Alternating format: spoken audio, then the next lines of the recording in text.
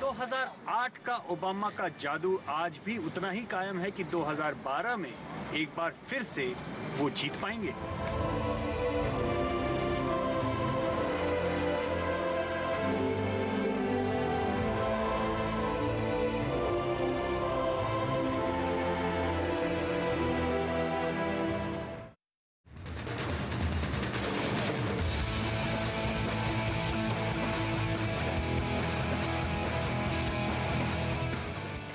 तो इस वक्त की बड़ी खबर अमेरिका से जो है आपको बता दें, अमेरिका के राष्ट्रपति चुनाव में बराक ओबामा एक बार फिर मिट रोमनी से आगे निकल गए हैं। अभी तक बराक ओबामा ने 15 राज्यों में 157 इलेक्टोरल वोट्स हासिल किए हैं, जबकि मिट रोमनी को 17 राज्यों से 154 इलेक्टोरल वोट्स हासिल हुए हैं।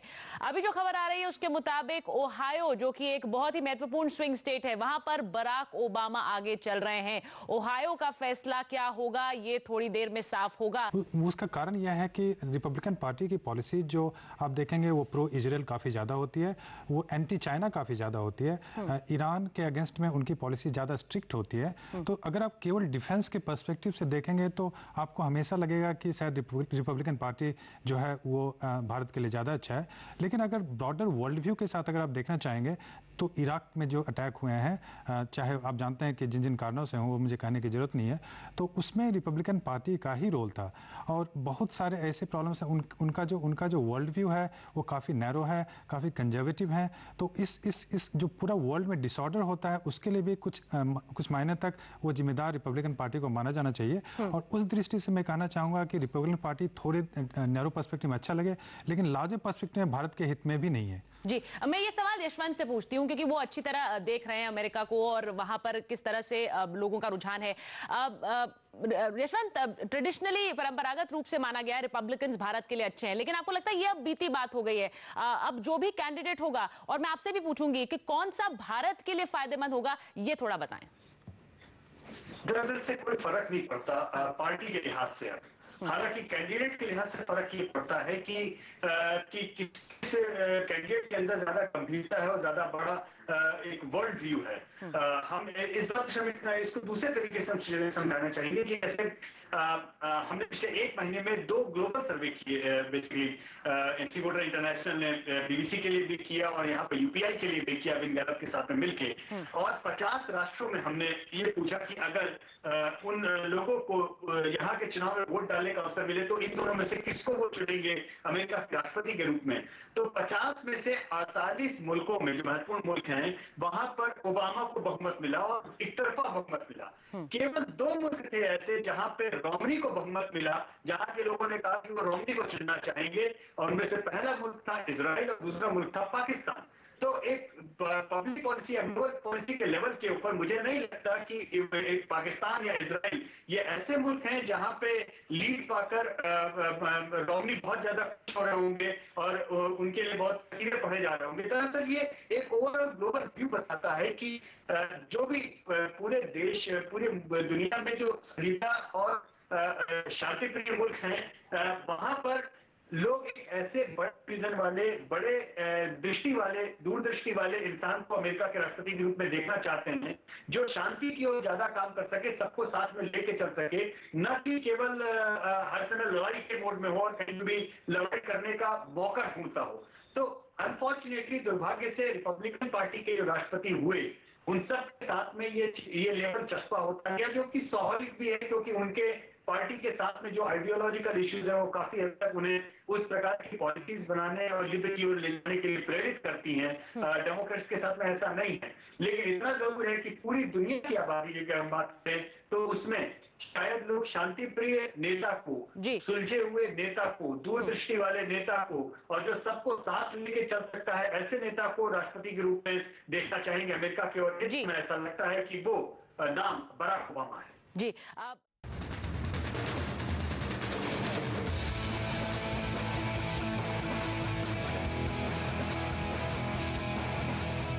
तो अमेरिका वोट कर रहा है अपने अगले राष्ट्रपति के लिए। अभी तक के रुझानों के मुताबिक ओबामा ने 14 राज्यों में 153 इलेक्टोरल वोट्स हासिल किए हैं, वहीं मिट रोमनी को 17 राज्यों से 154 इलेक्टोरल वोट्स मिले हैं।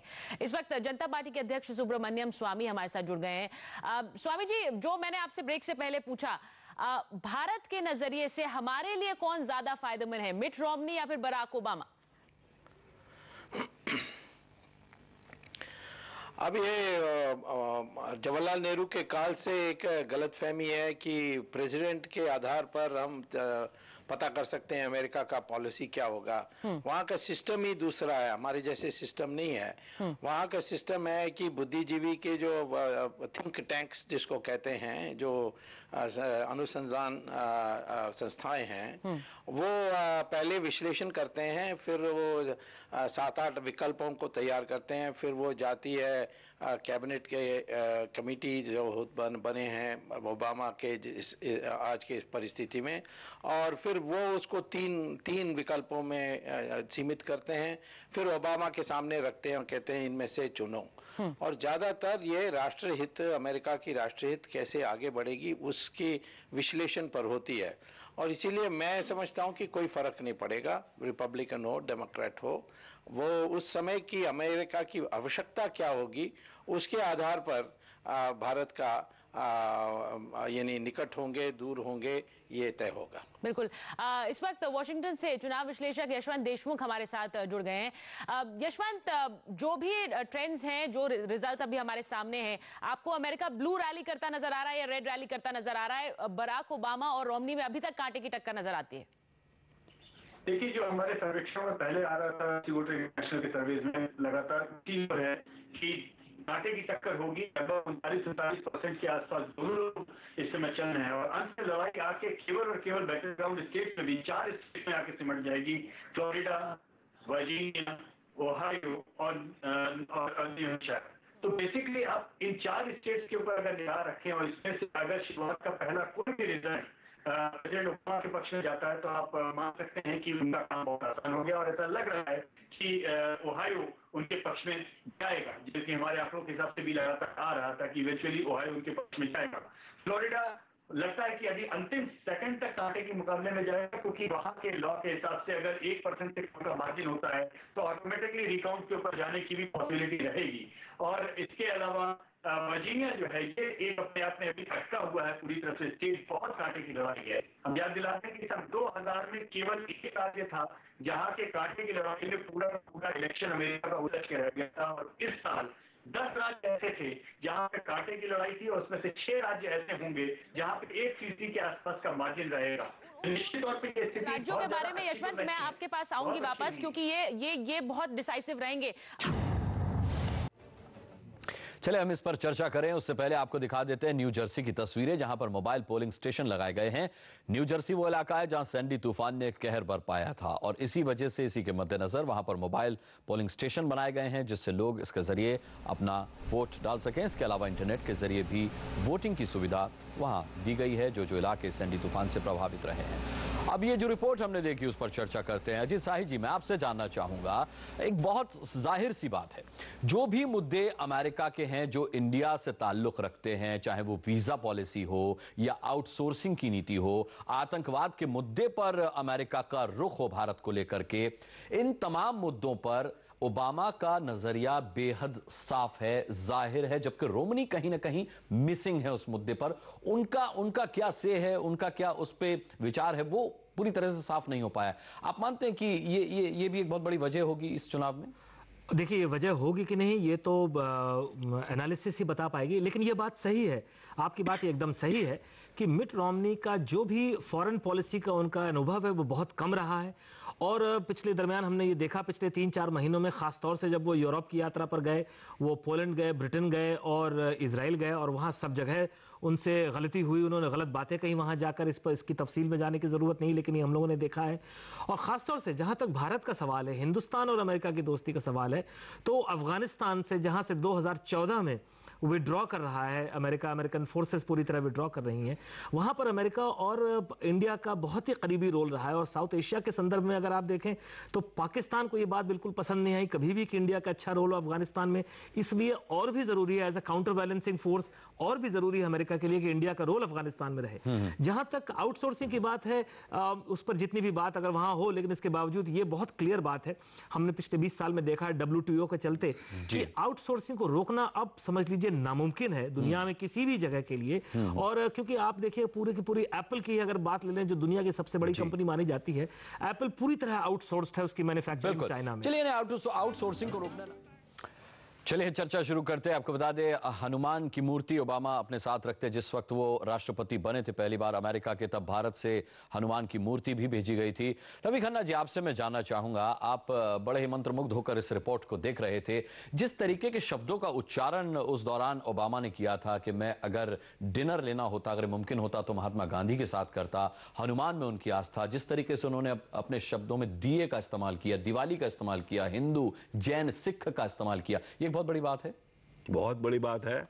और भारतीय समुदाय जो है अमेरिका में, उसके लिए तो इतनी बड़ी बात है। हालांकि जैसा कि आपने दिखाया कि ये होगा, नीति बनेगी, और उसके बाद अगर ओबामा आते हैं तो जहां तक हम पहुंचा है हमारा भारत अमेरिकी संबंध, उससे आगे उससे फौरन आगे बढ़ेंगे। बिल्कुल, ये एक बहुत बड़ी बात है। और अजीत साहिब जी, मैं आपसे जानना चाहूंगा, वीजा नियम भारत और अमेरिका के बीच एक बड़ी सिरदर्दी का कारण रहे। लोग अमेरिका जाने से तौबा करते हैं, इतने इंटरव्यूज होते हैं, इतने सख्त वीजा नियम है। क्या वाकई ये राष्ट्रपति चुनाव के बाद जो भी राष्ट्रपति बने, ओबामा या रोमनी, इस मसले का भी कोई हल निकाला जा सकता है? देखिए, जहां तक बिजनेस का सवाल है और वीजा फॉर बिजनेस की अगर बात करें, एजुकेशन के वीजा और टूरिस्ट वीजा की बात नहीं करें, वीजा फॉर बिजनेस की अगर आप बात करते हैं, सबसे बड़ी बात यह है कि वो एक ऐसा नहीं है कि हिंदुस्तान को लेकर कोई एक पॉलिसी बना रखी है उन्होंने। हर कंट्री का एक वीजा रेजीम होता है, उनके ओवरऑल नंबर्स होते हैं और वो बिजनेस पर डिसाइड किया जाता है। देखिए, एक चीज हमको समझना चाहिए, हम लोग जितनी बात कर रहे हैं अभी कि अमेरिका के लिए कौन किसकी जीत हम हिंदुस्तान के लिए अच्छी होगी, एक चीज हमें जानना ये जरूरी है कि आज बहुत सारे लोग ये मान रहे हैं, अमेरिका के अंदर विशेषज्ञ ये मानते हैं और बहुत सारे ये भी कहना चाहिए कि राइट ऑफ सेंटर लोग ये मानते हैं कि that the United States of America is in some kind of a long term decline. ये हमको समझना पड़ेगा। $16 ट्रिलियन उनका फिस्कल डेफिसिट है। आज की तारीख में अमेरिका वो रोल प्ले ही नहीं कर सकता जो आज से वो 20 साल पहले मिडिल ईस्ट में प्ले करता था, जो आज से 20 साल पहले वो दुनिया में प्ले करता था। उसकी आज की तारीख में ये औकात नहीं रहने वाली है। ऐसे में क्या हमारे लिए साउथ एशिया से, अफगानिस्तान से बाहर निकल कर जाना अब हिंदुस्तान के लिए अच्छा होगा? अजीत जी, यहीं से आपकी बात शुरू करेंगे। ललित के जहां से संपर्क हो गया फिर टूट जाएगा, वरना ये संपर्क उनसे। ये जानना जरूरी है कि आखिर मिट रोमनी है कौन। ओबामा को टक्कर देने वाले मिट रोमनी की पूरी कहानी देख लेते हैं, फिर चर्चा आगे बढ़ाते हैं। चलो, चलना नहीं है।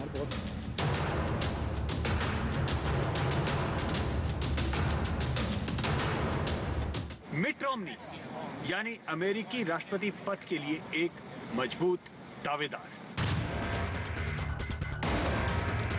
मिट रोमनी यानी बराक ओबामा के भी पसीने छुड़ा देने वाला एक नाम। मिट रोमनी यानी अमेरिका को नए नए ख्वाब दिखाने वाला एक चेहरा, एक मशहूर बिजनेसमैन जो बन चुका है सियासती शतरंज का एक माहिर खिलाड़ी। रोमनी को पीछे छोड़ने के लिए ओबामा ने सारे हथकंडे भी अपना लिए। उन्होंने अमेरिका की जनता को रोमनी का वो बयान भी पलट पलट के दिखाया जिसमें रोमनी ने कहा था कि अगर ओसामा बिन लादेन मर भी जाता है तो भी अमेरिका का कोई भी फायदा होने वाला नहीं। ओबामा ने अपने कैंपेन में लोगों को यह यकीन दिलाने की कोशिश की कि अगर रोमनी राष्ट्रपति होते तो ओसामा कभी न मारा जाता। ओबामा ने रोमनी की खिंचाई के लिए एक नया शब्द इजाद किया, रोमनेशिया।